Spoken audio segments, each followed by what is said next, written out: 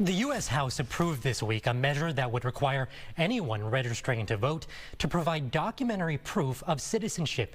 Now, it's called the SAVE Act, and voting rights groups warn it could disenfranchise millions of Americans. Fox 9's Leon Purvis joins us in the newsroom. And Leon, what could this mean practically? Nathan, this means you would have to go in person to register to vote. While this was a campaign promise by President Trump to eliminate non-citizens voting, we must note it is already illegal for non-citizens to vote.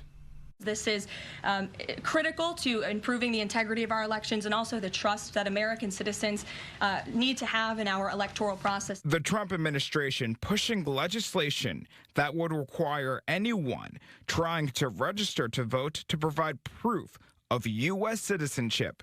But Michelle Whitty with the League of Women Voters Minnesota is urging the Senate to reject it, saying it would make registering to vote more difficult. Everyone would have to physically appear before the county, and what kind of resources that would take is not common sense at all. In Minnesota, to register to vote, you must be a U.S. citizen and have a Minnesota driver's license or identification card number or your social security number. You can register online at the DMV, at your polling place, or mail in a paper form.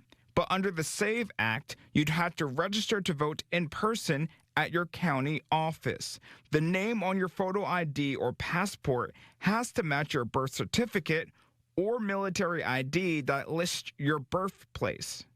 Critics say that could cause a problem for those who change their name. But when you read the bill, the SAVE Act clearly does not list a marriage certificate as a form of ID. So you're going to have your birth certificate, and then there'll need to be a marriage certificate, and that isn't listed. The Democrats have been fear-mongering about this bill, have been saying that married women, if their name has changed, they didn't change it on their identification, would not be able to vote. That is complete fallacy. There are outlined in the bill about how to avoid that. The legislation now moves to the U.S. Senate, where its fate remains in question. Live in the newsroom, Leon Purvis, Fox 9.